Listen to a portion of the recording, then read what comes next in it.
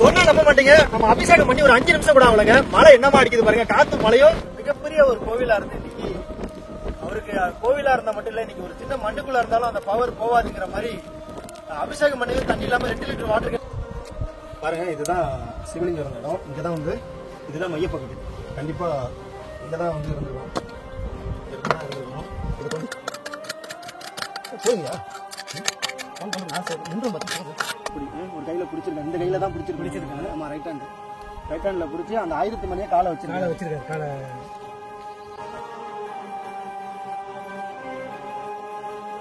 நம்ம இப்ப எங்க இருக்கோம்னு பாத்தீங்கன்னா தஞ்சாவூர் பகுதியில் இருக்கிற பூதலூர்ல இருந்து ஒரு 5 கிலோமீட்டர் தொலைவில் இருக்கிறதாங்க இந்த சஞ்சீவிபுரம். இங்க வந்து முற்கால பாண்டியர் காலத்துல கட்டப்பட்ட ஒரு கோவில், அதாவது சிவன் கோவில் வந்து ஒண்ணு இருக்குங்க. ரொம்ப சிறிய அளவிலான இந்த கோவிலோட தற்போதைய நிலை வந்து பாத்தீங்கன்னா கண்ணில் தண்ணீர் வரும் நிலையில தான் இருக்கு. அந்த அளவுக்கு ஒரு மன கஷ்டத்தை தருது அந்த கோவிலானது. ரொம்பவும் சின்ன கோவில் தான், காலப்போக்கில் வந்து பாத்தீங்கன்னா முழுமையா இடிஞ்சிருக்கு. ஆனா தற்போது கருவறையில இருந்த சிவலிங்கத்தை எடுத்து வச்சு ரொம்ப அருமையாவே பக்கத்துல ஒரு சிறு கொட்டாய் போல் வச்சு வணங்கிட்டு இருக்காங்க. அப்படி இருந்தாலும் அந்த கோவில் கலையில இருந்து இருக்கு, அதாவது இன்னும் கிட்டத்தட்ட இன்னொரு ஓரிரு வருடங்கள் அந்த கோவில் முழுமையாவே இடியும் தருணங்கள் இருக்கு. ஏன்னா சுத்தி இருக்கிற அந்த பேஸ்மெண்ட் எல்லாமே வந்து பாத்தீங்கன்னா இடிய தொடங்கி இருக்கு. இதுல ரொம்ப அரிய கல்வெட்டுகளும் கூட இருக்குங்க. ஒரு 1300 வருடம் பழமையான ஒரு சிவன் கோயில்னு சொல்லலாம். பாருங்க, சுத்தியும் வந்து பாத்தீங்கன்னா வீடுகளே கிடையாது. இந்த சஞ்சீவபுரத்துல முன்னாடி வந்து குடிகள் வந்து இருந்திருக்காங்க. காலப்போக்கில் இங்க பாருங்க ஆற்று பகுதி கரையிலே இருக்கிறதுனால காலப்போக்கில் அதிகப்படியான வெள்ளப்பெருக்கனால வந்து பாத்தீங்கன்னா கிராமங்களுக்கு இருந்து வேற இடத்துக்கு குடிபெயர்ந்திருக்காங்க. அவ்வப்போது இந்த கோயிலை வந்து விட்டுக்கலாம்ங்கிற ஒரு இது உண்டு. இந்த கோவிலை எந்த ஒரு காணொலியிலுமே வந்து இது வரைக்கும் எடுத்து போடாத ஒண்ணு. இங்க உள்ள ஒரு நண்பர் மூலமா தான் இந்த கோவில் வந்து நமக்கு தெரிய வந்தது. இந்த கோவிலை மட்டும் நம்ம எடுக்க போறதுங்க. இதை தொடர்ந்து இதுல இருந்து ஒரு 800 மீட்டர் தொலைவிலேயே சொல்லலாம். இதே நேர்கோட்டில் வந்து பாத்தீங்கன்னா ஒரு சிவலிங்கத்தோடைய லிங்கத்தடியும் ஏகப்பட்ட ஒரு 5 அடி 6 அடி கொண்ட சிலைகளும் கூட வந்து பாத்தீங்கன்னா வரப்போறதுல கிடக்குங்க. அது மட்டும் கிடையாது, இந்த கோவில்ல 2 நந்திகள் இருக்கு. அந்த 2 நந்திகள் இருக்கிறதுக்கான காரணங்களையும் நான் உங்களுக்கு அங்க போய் சொல்றேன். ஏன்னா ஒரு நந்தி இந்த கோயிலுக்கானது கிடையாது, கண்டிப்பா அது இன்னொரு கோயிலுக்கானதா இருக்கணும். ஏன்னா அந்த நந்திக்கும் லிங்கத்துக்கும் அந்த அளவு வேறுபாடுகள்ங்கிறது கண்டிப்பா இருக்கு. அதுல வந்து பாத்தீங்கன்னா முற்றிலுமே வந்து வேறுபடுது. இதோட முழு காணொலி நீங்க முழுசா பாத்தீங்கன்னா தெரியும். ஏன்னா இது மிகப்பெரிய ஒரு தொடர்ச்சியா போகுது. இந்த கோயிலை மட்டும் நம்ம காணொலி எடுக்கல. இதை தொடர்ந்து இன்னும் கொஞ்சம் தூரத்துல கோவிலே இருந்ததுக்கான தடையும் கூட இல்லாம வெறும் லிங்கத்தடி மட்டும் வந்து பாத்தீங்கன்னா ஒரு வெட்ட வெளியில இருக்குங்க. அதை சுற்றி சிலைகள் ஏகபோகமா பரவி கிடக்குது. சோ இந்த காலகட்டத்தில் இப்படி உள்ள ஒரு சிலைகள் வந்து இப்படி இருக்கிறது ரொம்ப கஷ்டமா இருக்கு. இன்னைக்கு ஐம்பொன் சிலைகள் வந்து தஞ்சாவூர் பாபநாசம் பகுதியில் கிடைச்சதுனால இன்னைக்கு அத்தனையும் எடுத்து பாதுகாக்கப்படுது. இதெல்லாம் கற்சிலைகள் தானே அப்படின்னு சொல்லிட்டு இன்னைக்கு வயல்வெளியில கிடக்கப்படுதுங்க. தொடர்ந்து பார்ப்போம் வாங்க. இன்னைக்கு அந்த கோவிலோட நிலை இன்னைக்கு எப்படி இருக்குங்கிறத பார்ப்போம். அதுல ஒரு சில கல்வெட்டுகள் வந்து உடஞ்ச நிலையில இருக்கு, அதையும் நம்ம உங்களுக்கு காட்டுவோம். கோவில கற்கள் வந்து வயல்வெளியில சிதறி கிடக்குங்க, அதையும் நம்ம இன்னைக்கு பார்க்க தான் போறோம். வாங்க. உள்ள வர்றதுக்கான பாதைகள் கூட கிடையாது, ஏன்னா ஃபுல்லாவே இது வந்து வயல்வெளியில தான் இருக்கு. பாத்தீங்கன்னா தெரியும். இங்க அறுவடை பண்ற நேரங்கள்ல, அதாவது விவசாயம் பண்ற நேரங்கள்ல இந்த கோவில், அதாவது சிவலிங்கம் வந்து ஏகபோகமா வந்து வழிபடப்படுது. மற்ற நேரங்கள்ல வந்து பாத்தீங்கன்னா அப்படிதான் இருக்கு. ஊர் மக்கள் தான் இன்னைக்கு வெளியில எடுத்து வச்சு வணங்கிட்டு இருக்காங்க போல. ஏன்னா செட் எல்லாம் போட்டு அவ்வளவு அழகா வச்சிருக்காங்க. கோவில் பாருங்க, ஃபுல்லா வயல் இருந்து அந்த கோவிலோட ரம்மியத்தை பாருங்க, எவ்வளவு அழகா இருக்கு பாருங்க. இந்த கோவில் கீழ்த்தளம் முழுக்க கருங்கற்களாலையும், விமானம் வந்து முழுக்க செங்கற்களாலையும் கட்டியிருக்காங்க. கொஞ்சம் கூட அந்த பூச்சிங்கிறதே இல்லை. பூச்சி எல்லாமே வந்து பாத்தீங்கன்னா காலப்போக்கில் வந்து பாத்தீங்கன்னா விழுந்துருச்சுன்னு சொல்லலாம். இப்போதைக்கு இருக்கிறது செங்கற்கல் கட்டிடம் தான். கிட்டத்தட்ட இந்த மரங்கள்லாம் இல்லைன்னா அது இந்த ஒரு சூழ்நிலைக்கு ரொம்பவே அழகா இருக்கும். என்ன ஒன்று பார்த்தீங்கன்னா, இந்த மாதிரியான கோவில்கள் இடிந்த நிலையிலேயே ரொம்பவே அழகா இருக்குங்க. அதுதான் நம்ம வந்து தேடி போற ஒரே காரணம், அந்த ஒரு ரம்மியமான ஒரு அமைதிக்காக தான். இங்க பாருங்க, கோவிலோடைய கற்கள் பாருங்க. இதெல்லாம் உங்களுக்கு தெரியும், மிக முக்கியமான ஒரு இடங்கள்ல வைக்கப்பட்டிருக்கும் இந்த கற்கள்லாம். அது இது வந்து உள்ள வந்துடும். இது உள்ள வந்துடும். நீங்க வெளிப்படுற காலத்துல அந்த டிசைன் வந்து வெளியில இருக்கும். பாருங்க, எல்லா செங்கற்கள் அதோடைய நிலை இதெல்லாமே நம்ம வந்து சாதா கற்கள் சொல்லிட்டு கடந்து போயிட முடியாது. இங்க பாருங்க எவ்வளவு கற்கள் பாருங்க, எவ்வளவு டிசைன்ஸ் பண்ணிருக்காங்க. தத்ரூபமான இது, அதாவது அம்பு வில் போன்ற ஒரு வடிவத்துல ஒரு கல். இதுல என்ன தெரியுது, இந்த கோவில் ஒரு முக்கியமான ஒரு இதுக்காக தான் இந்த கோவிலானது பயன்படுத்தப்பட்டிருக்கும். ஆனா இன்னைக்கு கொஞ்சம் கூட ஒரு வழிபாடு இல்லாம ரொம்ப கஷ்டமா இருக்குங்க பார்க்க. வரலாற்று நண்பர்கள் எவ்வளவு பேர் வந்து இந்த மாதிரியான கோயில்கள்லாம் வந்து இப்ப நீங்க பாக்குறத நினைச்சு ரொம்ப சந்தோஷமா இருக்கு. இன்னைக்கு நம்ம காணொலியை மிகப்பெரிய அளவுல ஒரு மகிழ்ச்சியா எடுத்து போறோம்னா, ஆரம்ப காலகட்டத்தில் என்னுடைய மகிழ்ச்சிக்காகவும் நானும் ஹரியும் 2 பேருமே வந்து பாத்தீங்கன்னா இந்த மாதிரியான கோயில்களை மட்டும் தான் தேடி போவோம். இன்னைக்கு நாங்க எடுத்து போறது மூலமா மக்கள் எவ்வளவு பேர் வந்து இந்த மாதிரியான கோயில்களை போய் வந்து பார்வையிடுறீங்க. பார்வையிடுறது மட்டும் இல்லாம அங்க பூஜைகள் நடக்குது, சிறப்பு பூஜைகள் நடக்குது. ரொம்பவே மகிழ்ச்சியா இருக்கு.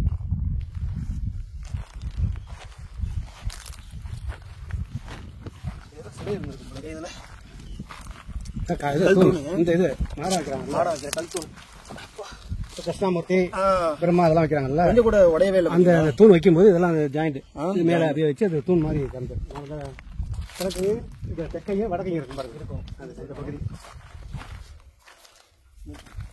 எவ்வளவு பெரிய மரம் வந்து இதை முழுக்க உடைச்சிருக்குன்னு உங்களுக்கு பாத்தீங்கன்னாவே தெரியும்.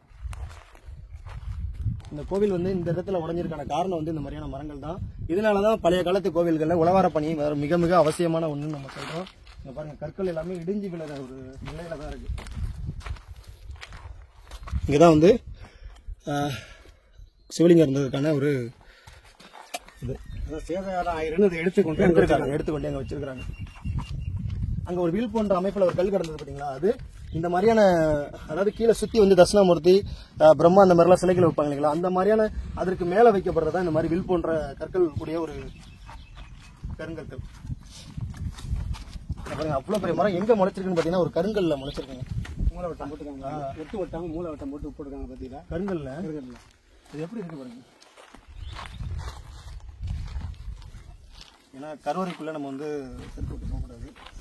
ஒட்டு வட்டாம கல்ல வந்து மூலவட்டம் போட்டு பாருங்க, இதுதான் சிவலிங்கம் இருந்த இடம். இங்கதான் வந்து இதுதான் மையப்பகுதி.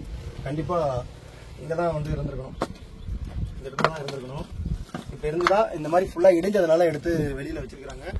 பாருங்க, என்ன ஒரு ஆச்சரியம் பாருங்க. கொஞ்சம் கூட ஒரு சிமெண்ட் எந்த விதமான ஒட்டு பசைகள் இல்லாத ஒரு காலத்துல ஒரு 1300 வருடத்துக்கு முன்னாடி ஒரு கருங்கல் எப்படி நிக்குது பாருங்க. இன்னைக்கும் எவ்வளவு நாள் ஆயிடுச்சு பாருங்க, இன்னைக்கு கருங்கல் நிக்குது பாருங்க.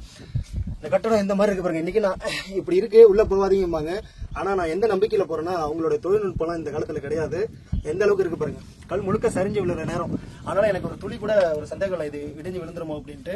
உள்ள வந்து பாருங்க, அந்த விமானம் வேற லெவல்ல இருக்கு. எத்தனை அடுக்கு இருக்கு பாருங்க. இங்க பாருங்க, இன்னமும் ஐயா கல் இன்னமும் தொட்டு பாருங்க எந்த அளவுக்கு இருக்கு. கிடைக்க முடியாது, முடியாது. கல்லோட வெயிட் பாருங்க. இது எனக்கு என்னமோ ஒரு 4 கல் வச்சிருக்கிற மாதிரி ஒரு நம்ம இந்த இப்ப உள்ள பயன்படுத்துற கற்கள் மாதிரி இல்ல.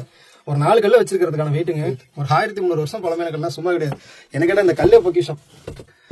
ஏன்னா சில நாடுகள்ல வந்து பாத்தீங்கன்னா 300-400 ஆண்டு பொருட்களையே இன்னைக்கு அவ்வளவு சேமிக்கிறாங்க. மேல கல்ல அடிக்கிறது எப்படி அடிக்கிறாங்க, கல்ல அந்த அடுக்குன வரிசை அவ்வளவு அழகா இருக்கு, வருஷ வரிசையா. இதுதான் விமானம். தஞ்சை பெரிய கோயிலுக்கு மேல மையம் வச்சிருக்காங்க பாருங்க, மையம் வச்சிருக்காங்க விவசாயம் வைக்கிறதுக்கு மையம் வச்சிருக்காங்க பாத்தீங்களா. அதெல்லாம் இன்னுமே வந்து பாத்தீங்கன்னா சிதல் அடையாம இருக்கு பாருங்க. சுத்தி ஃபுல்லா செங்கற்கள் தாங்க. ஆயிரக்கணக்கான செங்கற்கள் வந்து இந்த ஒரு கோபுரத்துக்கு மட்டுமே பயன்படுத்திருப்பாங்க. பயங்கரமா இருக்குங்க. பேஸ் மட்டும் ஃபுல்லாவே வந்து பாத்தீங்கன்னா கருங்கல் தான். இந்த பாருங்க, வழி எவ்வளவு சின்னதா இருந்திருக்கு பாருங்க. இன்னைக்கு வழி முழுக்க வந்து பாத்தீங்கன்னா மூடிடுச்சு. இது வழியா நம்ம வந்து போக முடியாது. எல்லாம் தலை வணங்கி தான் வரணும் கோயிலுக்குள்ள. அதுதான் வந்து இந்த கோவில் வந்து பாத்தீங்கன்னா காலப்போக்கில் கொஞ்சம் புதையப்பட்டிருக்கு. ஏன்னா உங்களுக்கு அதற்கான அடையாளத்தை காட்டுறேன்.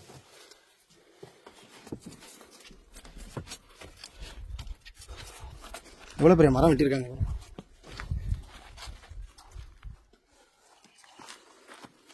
கோயில் முழுக்க முழுக்க இங்க பாருங்க. இது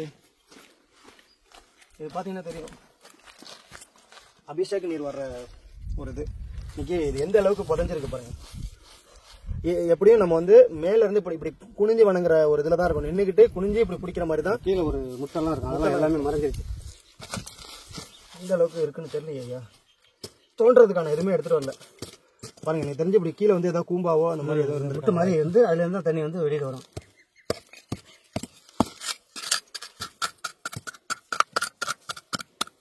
உங்களுக்கு பார்க்கணும்னு ஆர்வம் இருக்கா இல்லையா? எனக்கு ரொம்ப ஆர்வமா இருக்கு இதை தோண்டி.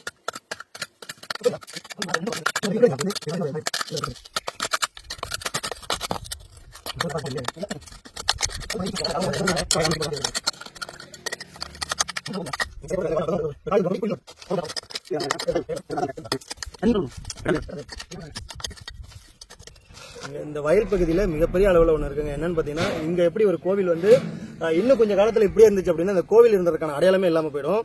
ஆனா இது போல அதே பல நூற்றாண்டுகளுக்கு முன்னாடி கட்டப்பட்ட ஒரு கோவில் எனக்கு நேரா ஒரு பகுதியில் இருக்கு. இந்த காணொலியை தொடர்ந்து அதையும் பாருங்க. ஏன்னா இன்னைக்கு இங்க கோவிலாவது மிஞ்சி இருக்கு, கோவிலுடைய கற்களாவது இருக்கு. ஆனா அங்க அதுவுமே இல்லைங்க. அவ்வளவு ஒரு கவலைக்கிடமா இருக்கு.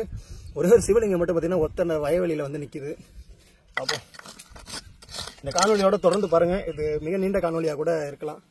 ஐயா, கோயில தேங்காய் உடைக்கிற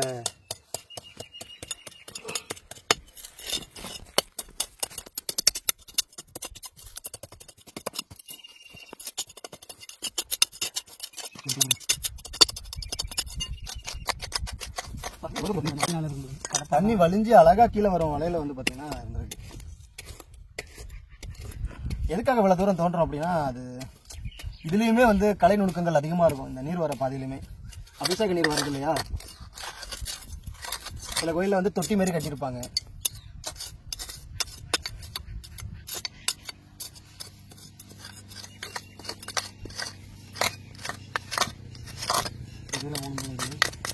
இதோட முடிஞ்சிச்சுங்க.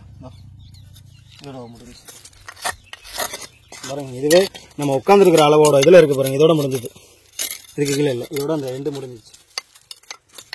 அப்போ சிவலிங்கம் இங்கே இருந்திருக்கும். இது வழியாக தான் தண்ணி வந்து விழுந்திருக்கும். இன்னைக்கு ஃபுல்லாகவே ஆகிடுச்சு.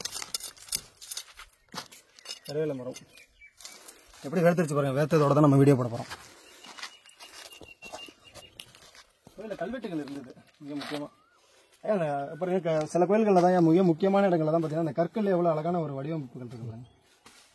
அடுக்கடுக்கா இருக்கு பாத்தீங்களா, அடுக்கடுக்கா லேயர்ல. நம்ம தஞ்சை பெரிய கோயில்ல எப்படி பெரிய அளவுல அந்த அடுக்குகள் இருக்குமோ அதே மாதிரி வர்க்கபீடை கற்கள்லயே வர்க்கபீடை வச்சிருக்காங்க.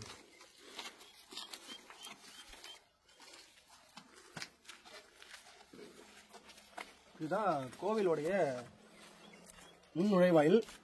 ஆனா அதுதான் நுழைவாயிலா கண்டிப்பா இருக்காது. இது வரைக்கும் இருந்திருக்கணும். இங்க பாருங்க கற்கள் எவ்வளவு வெளியில கிடக்கு பாருங்க. மிகப்பெரிய கோவில் கிடையாது, மிக சிறிய கோவில் தான். ஆனா ரொம்ப ஒரு கலைநயத்தோட அவ்வளவு அழகா ஒரு கற்கள்ல கூட வந்து பாத்தீங்கன்னா சாதா கற்களா வைக்கல, ஒவ்வொன்றுமே வந்து பாத்தீங்கன்னா வடிவமைச்சு அவ்வளவு அழகா வச்சிருக்காங்க. இதுல கல்வெட்டுகள் இருக்குங்க. அதுதான் கல்வெட்டுகள் வந்து தோல் உறுத்தி இருந்தது. கோயில் பாருங்க எந்த அளவுக்கு இருக்கு. நான் எதை சொல்றது தெரியுது பாருங்க. ஒரு கல் கூட ஒரு டிசைன் இல்லாம இல்ல பாருங்க. எல்லாமே அவ்வளவு அழகா வடிவமைச்சு வச்சிருக்காங்க. ஒரே வர்க்கம் கீழே வர்க்கம் முழுக்கவே வந்து பாத்தீங்கன்னா அழிஞ்சிருச்சு. ஒரு சில வரிகள்ல ஒரு சில எழுத்துக்கள் மட்டும்தான் அதுவும் ஓரத்துல தெரியுது. அதுவும் மிக பொடியான ஒரு எழுத்துக்கள் தெரியுதா. ஒற்றைக்கல் கல்வெட்டு மாதிரி ஒரு கல்வெட்டு மட்டும் கண்டிப்பா இருந்திருக்காது. இதோடைய கற்கள் எல்லாம் காணோம். கற்கள் எங்க கிடக்குன்னு சொல்லிட்டு தெரியல. வேற கல்வெட்டுகள் இங்கெல்லாம் வந்து சிலைகள் இருந்திருக்கணும். கண்டிப்பா இங்க வந்து தட்சிணாமூர்த்தி தான் இருந்திருக்கும். இங்க பாருங்க, இதுதான் பளிர்னு தெரியுற கல்வெட்டு. இது வந்து பா கோ டி, இதுக்கப்புறம் காவா. ஸோ இதை நான் தெளிவாக எடுத்தே நான் போடுறேன். கல்வெட்டு படிக்க தெரிஞ்சவங்க இதை கொஞ்சம் படிச்சு கமெண்ட்ல சொல்லுங்க. ஏன்னா இந்த வரி வந்து ரெண்டு ஒரு வரி மட்டும் வரியா போயிட்டு அடுத்த வரைக்கும் இங்கேருந்து வரும். அப்படிதான் வரும். அங்கே அந்த சிவன் கோயில் அப்படிதான் இருக்கு. அப்போ இதுக்கு கீழே கல்வெட்டுகள் இருந்தாலும் நிறைய எனக்கு தெரிஞ்சு பாருங்க இந்த வடிவங்கள் ஒரு இது. இது எழுத்து மாதிரி தெரியல. மிகப்பெரிய ஒரு குறியீடு, மிகப்பெரிய ஒரு குறியீடு மாதிரி தெரியுது பாருங்க. பாருங்க ஒரு குறியீடு, மிகப்பெரிய ஒரு குறியீடா தெரியுது. அதாவது ஒரு பெரிய எழுத்து, ஆரம்ப எழுத்தா இருந்திருக்கணும். கண்டிப்பா இது இந்த கல்வெட்டை வந்து நான் தெளிவாகவே நான் உங்களுக்கு கொடுக்குறேன். அது கொஞ்சம் பார்த்து இதாக சொல்லுங்க. கோயிலுடைய இது அதுதான். ஒரு கல் மட்டும் கருப்பு நிறத்துல கல் இருக்கு பாருங்க. யாரும் வச்சுட்டீங்க. இப்போ நம்ம என்ன பண்ண போறோம்னா அதுக்கான சிவலிங்கம், அதாவது தலைவர் இருக்கிற இடத்த காட்டுறோம்.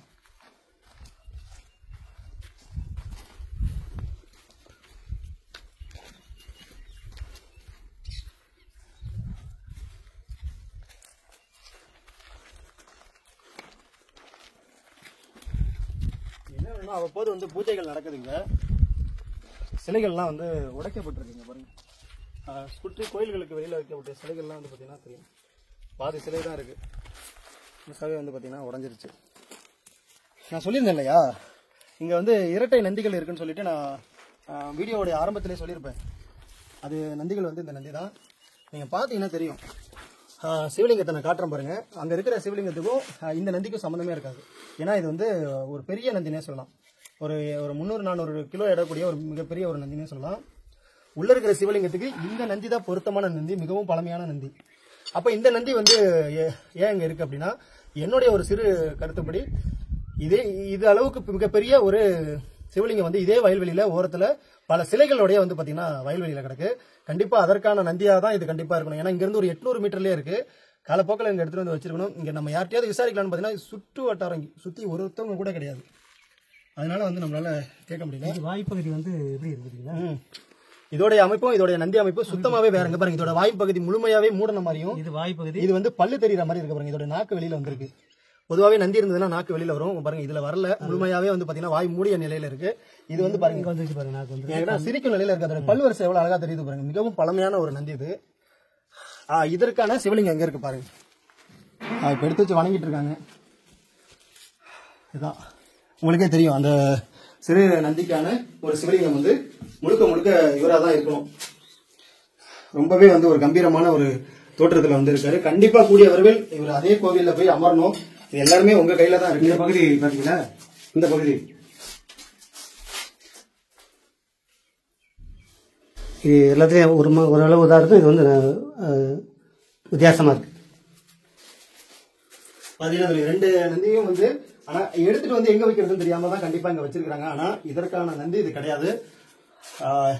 இவருக்கான சிவலிங்கம் எப்படி இருக்காருங்கிறத நான் காட்டுறவங்க. மிகப்பெரிய பிரம்மாண்டமான அளவுல இருக்காரு. ஆனா வயல்வெளியில ஒரு ஆவுடை கூட இல்லாம வெறும் நந்தி, அதாவது நந்தி இல்லாம ஆவுடை இல்லாம வெறும் லிங்கத்தடி மட்டும் இருக்கு. சிலைகள் வந்து சிதறி கிடக்குன்னே சொல்லலாங்க. கிட்டத்தட்ட இங்க ஒரு 800 மீட்டர் வயல்ல நடந்து போகணும்.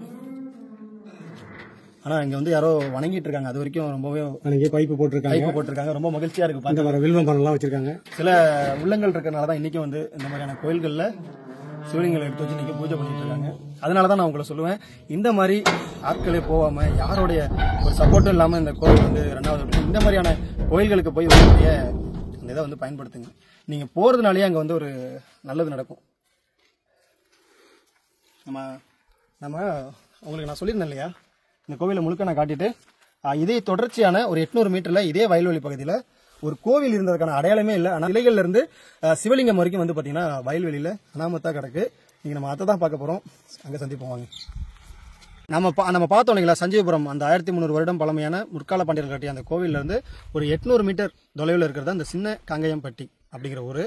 அந்த ஊர்லயாவது கோவில் கொஞ்சம் அந்த கற்கள் இருக்கிறத வச்சு கோவில் இருக்குன்னு சொல்லலாம். இங்க வந்து சிலைகள் மட்டுமே வந்து பாத்தீங்கன்னா வரப்போறதுல ரொம்பவும் பார்க்கவே ரொம்ப கஷ்டமான ஒரு நிலையில இருக்கு. அதை தான் நம்ம பார்க்க போறோம். கண்டிப்பா இங்க ஒரு கோவில் இருந்திருக்கணும். இன்னொன்னு நான் இங்க விசாரிச்சதுல பாத்தீங்கன்னா இந்த இடம், இப்ப இந்த சிவலிங்கம் நான் காட்ட போற இந்த இடம் வந்து மிகப்பெரிய அளவுல ஒரு குளமா இருந்திருக்கு. காலப்போக்கில் அதை வந்து தூத்து அந்த தூக்குறப்பதான் வந்து பாத்தீங்கன்னா அங்க கிடைச்ச சிலைகளை இங்கேயே வந்து வச்சிருக்காங்க. அப்ப இங்க கோவில் இருந்திருக்கணுமா இல்ல குளம் இருந்திருக்கு அப்படின்னா கோவில் தூரத்துல இருந்திருக்கணுமாங்கிறது தெரியல. இந்த சிலைகள் எல்லாமே பாத்தீங்கன்னா ஆய்வுக்கு பிறகும் வந்து இங்கேயே கிடக்குங்கிறத இங்க இந்த கால்நடை மேய்க்கிறவங்க வந்து சொன்னாங்க. இதை வந்து ஒரு வருடத்துக்கு முன்னாடி வந்து தொழில்துறையில வந்து ஆய்வு பண்ணியும் கூட இந்த சிலைகள் வந்து பாதுகாக்கப்படாம இந்த இடத்துல இருக்குப்பா அப்படிங்கறத சொன்னாங்க. ரொம்ப வருத்தமா இருந்தது. ஏன்னா இதே ஒரு ஐம்பொன் சிலையா இருக்கட்டும், இதே ஒரு தங்கமா இருக்கட்டும், டக்குன்னு அதை எடுத்துட்டு போய் பாதுகாப்புல வைப்பாங்க. ஆனா இந்த மாதிரியான கற்சிலைகளும் வந்து பாதுகாக்கப்படக்கூடிய ஒண்ணுதான்.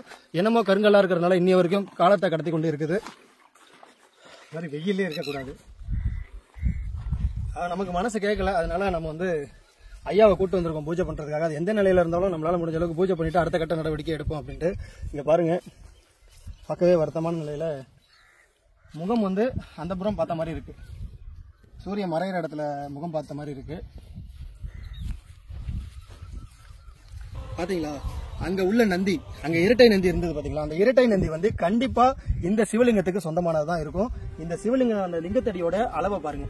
அதாவது அதோடைய ஆவுடை, அதோட பீடம் மட்டும் கிட்டத்தட்ட இந்த அளவுல இருந்திருக்கணும். இது ஒரு 3.5 அடி சுத்த அளவுல கண்டிப்பா அந்த பீடம் இருந்திருக்கும். நான் பார்த்த அளவுல சொல்றேன். கண்டிப்பா அந்த நந்தி வந்து இந்த சிவலிங்கத்துக்கு சொந்தமானதா தான் கண்டிப்பா இருந்திருக்கணும்.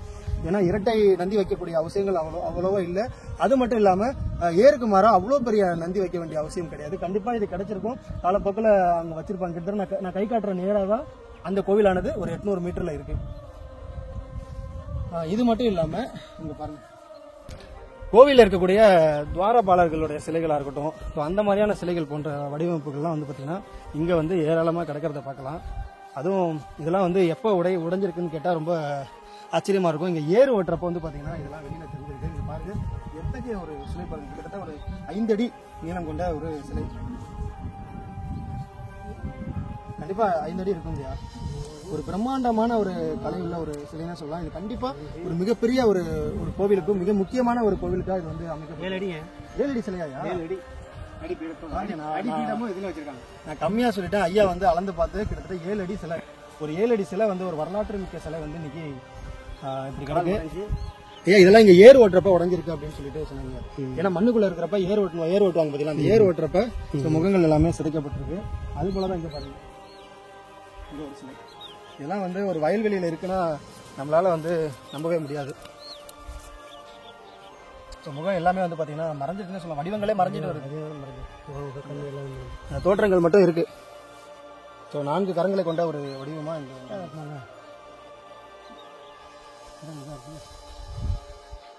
பாருங்க, ஒரு ராஜா தோற்றத்தில் ஒரு இந்த ஒரு தலைக்கவசம் வந்து இதில் வந்து இருக்கு. ஆச்சரியமா இருக்குல்ல? நீங்களே யோசிக்கலாம், இத்தகைய சிலை இப்படி வயல்வெளியில் கிடக்குன்னா கண்டிப்பாக இது வந்து சாதாரணமாக இருந்திருக்காது. சும்மா ரோட்டில் வைக்கிறதுக்காகவோ எந்த விதமான ஒரு காரணங்களோ இல்லாமல் இந்த மாதிரியான சிலைகள்லாம் அந்த காலத்தில் வடிவமைக்கவே மாட்டாங்க. சிலைகள் ரொம்ப பெருசாகுது அப்படின்னா கோவில்கள் மிகப்பெரிய அளவில் இருந்திருக்கணும், மிக முக்கியமான கோவில்களாக இருந்திருக்கணும். இதுக்கு எல்லாரும் அறிஞ்ச ஒரு விஷயம் தான். இன்னைக்கு அந்த மாதிரியான சிலைகள் வந்து இன்னைக்கு இப்படி இருக்கு. கண்டிப்பாக இது இத்தனை வருடம், இன்னும் எத்தனை வருடம் இருந்தாலும் அந்த சிலையானது வேணா அழியாது, ஏன்னா அது கருங்கற்களால் ஆனது. ஆனால் நம்ம வந்து காலம் கடந்து போய் அதை யோசிக்கிறப்ப அதோடைய தன்மை எல்லாமே மாறிடும். அதுதான் உண்மை. இன்னைக்கு அதோடைய நிறம் போய் அதோடைய வடிவமைப்பு எல்லாமே வந்து பார்த்தீங்கன்னா மறைஞ்சிக்கிட்டு இருக்கு. ஒரு கல்லா மட்டும் இங்கே இருக்குது பாருங்க, அந்த சிவலிங்கம், அந்த லிங்கத்தடிக்கு நேராக இந்த சிலைகள் வந்து இருக்கு. எவ்வளோ கஷ்டமா இருக்கு பாருங்க, ஒரு வெட்ட வெளியில முழுக்கவே வந்து பார்த்தீங்கன்னா கையில் வந்து அது எந்த பீடம், கையில் ஆயுதம் பாருங்க, மிகப்பெரிய ஆயுதம், அதுவும் அவ்வளோ அழகா இருக்கு. அங்கேயிருந்து வந்து இந்த முகம் தெரியுது, கைப்பிடி ஒரு கையில் பிடிச்சிருக்காங்க, இந்த கையில தான் பிடிச்சிருக்காங்க. ஆமா, ரைட் ஹேண்ட்ல பிடிச்சி அந்த ஆயுதத்து மேலேயே காலை வச்சிருக்காரு. நம்ம கரலா கட்டை போல ஒரு ஆயுதம் இருக்கும் தெரியுங்களா, அந்த காலத்துல அந்த கடவுள்கள் கையில அதுதான் இருக்கும். ஸோ இந்த பீம் அப்படிங்கிற இதெல்லாம் பார்த்துருப்பீங்களா, அந்த சாமியெல்லாம் வச்சிருக்காங்க. அந்த மாதிரியான ஒரு ஆயுதத்து மேல தன் கைகளால் இப்படி ரைட்ல பிடிச்சி அவருடைய ரைட் ஹேண்டை இப்படி வச்சிருக்கிறாங்க அந்த ஆயுதத்து மேல. ரொம்பவே ஆச்சரியமா இருக்கு. இத்தகைய இதை நான் வந்து பல இடங்கள்ல பார்த்ததே கிடையாது. இது போல இன்னும் எத்தனை சிலைகள் வந்து இந்த மாதிரியான வயல்வெளிகளை கிடைக்கனே தெரியல. இதே போதில் ஒரு சுத்தி நான் வந்து அவ்வளவு வீடியோஸ் எடுத்து போட்டிருக்கேன். எல்லாமே வந்து பாத்தீங்கன்னா சிலைகள் வந்து பாத்தீங்கன்னா அங்கங்கே வந்து கிடக்கிறது. இதெல்லாம் என்னைக்கு வந்து இந்த சிலைகள்லாம் வந்து மீட்கப்படும், என்னைக்கு இதெல்லாம் வந்து எடுத்து வைக்கப்படும் தெரியல. அதான் இது ஒரு ராஜ தோற்றத்துல இருக்கு. இந்த சிலை வந்து ஒரு கம்பீர ராஜ தோற்றத்துல இருக்கு. மகுடம் அந்த மகுடத்துல சுத்தில அந்த முடியெல்லாம் வந்து ரொம்ப இப்படி ஒரு ராஜாவுக்கு எப்படி இப்படி சைட்ல இருக்கும் அந்த மாதிரியான ஒரு அமைப்புல இந்த சிலை வந்து இருக்கு. கண்டிப்பா இது வந்து ஒரு நுழைவாயில் முன்புறம் தான் வச்சிருந்துருக்கணும் இல்லைங்க. ஒரு 7 அடி சிலை வைக்கிறாங்கன்னா அந்த கோவில் எத்தனை பெருசா அடி சேர்த்து வச்சிருக்காங்க. ஒரே கல் ஆன ஒரு சிலை இது. கண்டிப்பா இது நம்ம காணொலி பார்த்தாவது இந்த சிலை வந்து கண்டிப்பா ஒரு நாள் மீட்கப்பட்டு எங்கேயாவது வந்து வைக்கப்படணுங்கிறது என்னுடைய ஆசை மட்டும் இல்லை, இங்க உள்ளவங்களோட ஆசையும். ஏன்னா நீங்க ஒரு கேப்பார் கட்டுற இந்த சிலைகள்லாம் வந்து இந்த மாதிரி வயல்வெளியில் கிடக்கிறது கண்டிப்பா நமக்கு வந்து ஏற்கத்தக்கதே கிடையாது. கண்டிப்பா நல்ல முள்ள படைத்த இதை சம்பந்தப்பட்ட அதிகாரிகள் கண்டிப்பா இதை பாத்தீங்க அப்படின்னா இதை கொண்டு போய் ஒரு நல்ல நிலையில உள்ள ஒரு கோவில்கள்லயாவது ஒரு ஓரத்துல வச்சு கண்டிப்பா மக்கள் பார்க்கப்படுவாங்க. அதற்காகவாது இது வந்து இருக்கும். இன்னைக்கு எந்த ஒரு விதமான ஒரு பயன்பாடு இல்லாம எதுவுமே இல்லாம இன்னைக்கு ஒரு ஓரத்துல வந்து பாத்தீங்கன்னா இந்த சிலையானது இப்ப அப்படிதான் ஆயிட்டு இருக்குது. இது நிறைய இந்த உழவு ஓட்டுற அந்த டைம்ல தான் இந்த சிலையெல்லாம் இவங்களுக்கு வந்து சிக்கிருக்கு. ஸோ அப்பயே வந்து தொழில்துறையெல்லாம் வந்து இதை வந்து பார்த்துட்டு போனதாகவும் ஆய்வு பண்ணிட்டு போனதாகவும் மக்கள் வந்து சொல்றாங்க. நம்ம வந்து இந்த சிவலிங்கத்தை நம்ம எடுத்து ஒரு கொட்டாக்கி அமைச்சு தரணும் அப்படின்னா கண்டிப்பா இந்த இடத்தோட உரிமையாளர்கிட்ட அனுமதி வாங்கணும். நம்மளும் இதை சர்ச் பண்ணிட்டு இருக்கோம். ஏன்னா சுத்தி வீடுகளே கிடையாது, யார்கிட்ட கேட்டாலும் அந்த அளவுக்கு துல்லியமான ஒரு தகவல் இல்லை. கண்டிப்பா கூடிய விரைவில் பார்த்தீங்கன்னா நம்ம இந்த சிவலிங்கத்தை ஆவுடை அமைச்சு கண்டிப்பா நம்ம ஏற்கனவே பண்ணது போல பிரதிஷ்டை பண்ணி கண்டிப்பா ஒரு வணங்கும் நிலைக்கு கண்டிப்பா நம்ம வந்து கொண்டு வருவோங்கிறத நான் அந்த காணொலியில சொல்லிக்கிறேன். இன்னைக்கு நம்மளால முடிஞ்சதை ஐயாவை வச்சு எங்களால முடிஞ்ச ஒரு சிறு நீராபிஷேகம் பண்ணி அவருக்கு வந்து ஒரு மரியாதை பண்ணிட்டு நம்ம போகலான்னு இருக்கோம். ஐயா மூலயமா அதை வந்து நம்ம நிறைவேற்றுவோம். ஐயா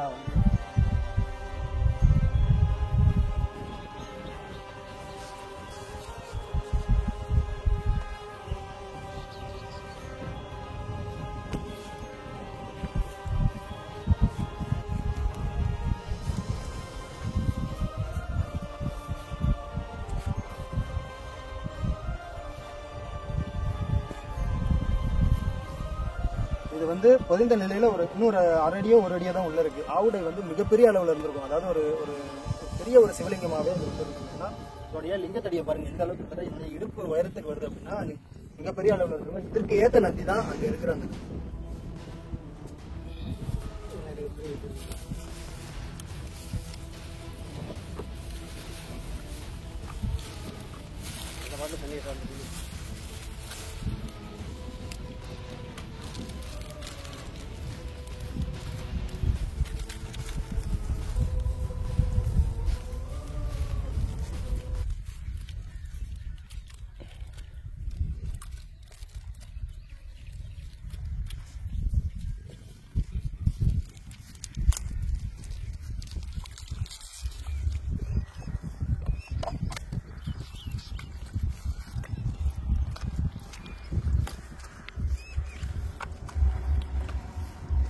அவ்வப்போது வந்து வணங்கியிருக்கிறாங்க. அதாவது வயல்வெளியில விவசாயம் பண்றப்ப அவ்வப்போது வந்து வணங்கியிருக்காங்க. ஆனா இப்போதைக்கு வணங்கப்பட்டு வெகு நாட்கள் ஆகுது. கொஞ்சம் கொஞ்சம் தண்ணி வைங்க.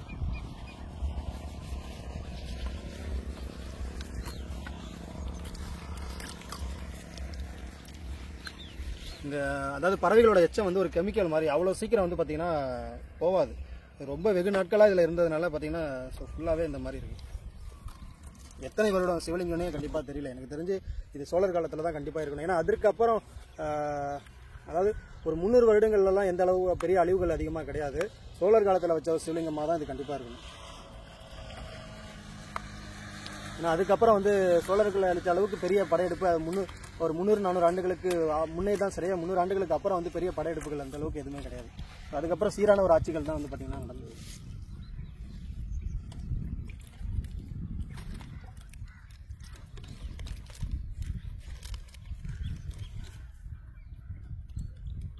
தண்ணி கொஞ்சம் வைங்க. கொஞ்சம் கொஞ்சம். ஸோ எத்தனை தொலைக்கு வந்து பார்த்தீங்கன்னா தண்ணி எதுவுமே இல்லை. வரும்போதே நம்ம வந்து 2 லிட்டர் வாட்டர் பாட்டில் தண்ணி வாங்கிட்டு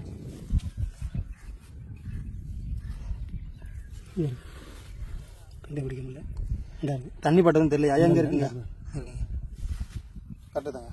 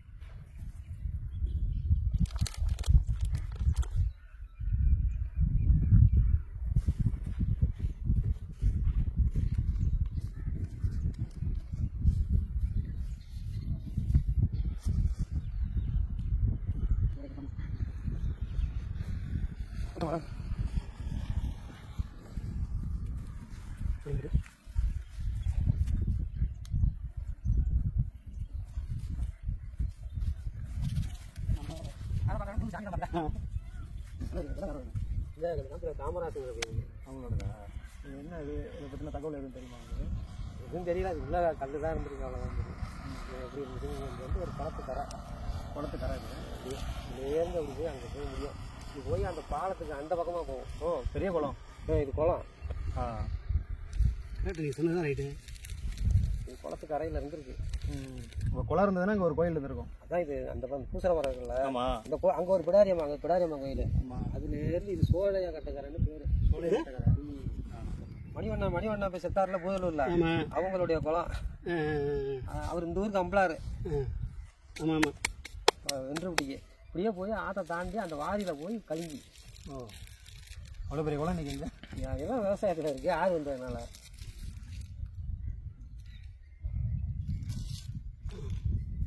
பிடாரம்மன் கோயிலும் அப்போலேருந்து இருக்குங்களா? ஆமாம் ஆமாம். இப்போதான் வந்துருக்கும். இப்போலேருந்து இருந்து நான் சின்ன பிள்ளைலேருந்து அங்கே இருக்கு.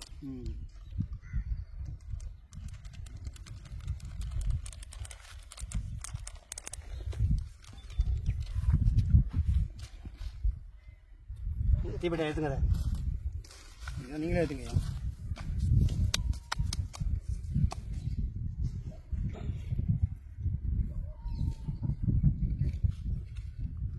மண்ணுக்குள்ள நடந்து எப்படியோ கறக்குனாங்க. உள்ளார வரப்போ ஏர் ஓட்டுறப்ப மாட்டிருக்கு. காற்று ஓர அடிக்கிட்டியா? ஓரத்தை உள்ளார போட்டு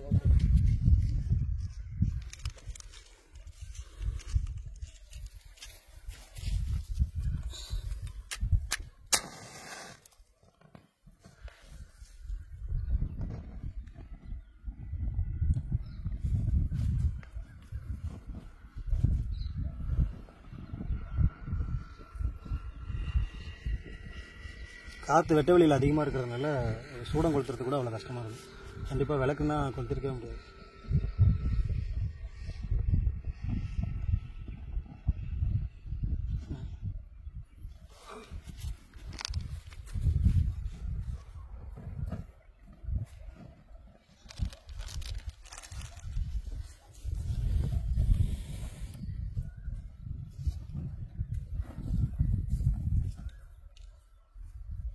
மேற்கு முகமாக தான் இருக்கா? இங்கே இருக்கு. இந்த பக்கம் தெரியாமல் வச்சிருக்காங்க.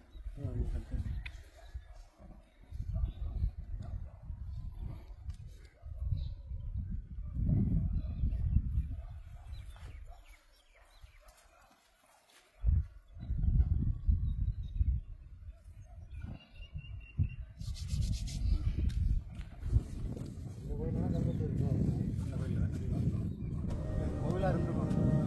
சிலைகள் அவ்வளோ 7 அடி சிலை கிடக்குன்னா அது எவ்வளோ பெரிய கோயில் இருந்திருக்கும். சிலை சாதாரணமாக வெளியில் கிடக்கு. அது எப்படி வழிபாட்டில் அது பிடாரியம்மன் கோயில் பக்கத்துலேயே இருக்கு.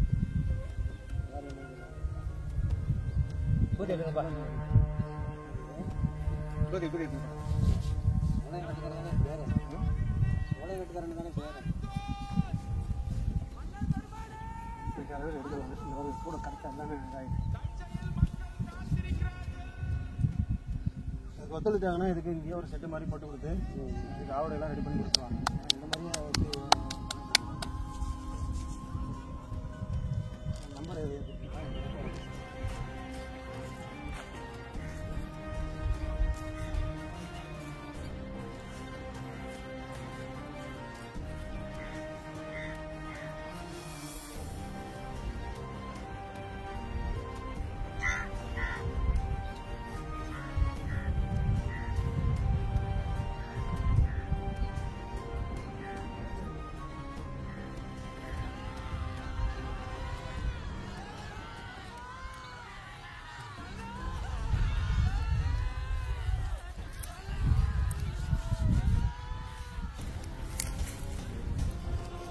கிட்டத்தட்ட இந்த இடத்துல வந்து பாத்தீங்கன்னா மிகப்பெரிய அளவுல ஒரு குளம் இருந்திருக்கு. கிட்டத்தட்ட 1 கிலோமீட்டர் சுத்த அளவுல பெரிய அளவுல ஒரு குளம் இருக்கு. கிட்டத்தட்ட அது சோலையம் குளம் அப்படின்னு சொல்லிட்டு இங்க இருக்கிறவங்க சொன்னாங்க. அவ்வளோ பெரிய குளத்தை நான் குளத்து மேலே தான் நிற்கிறேன்.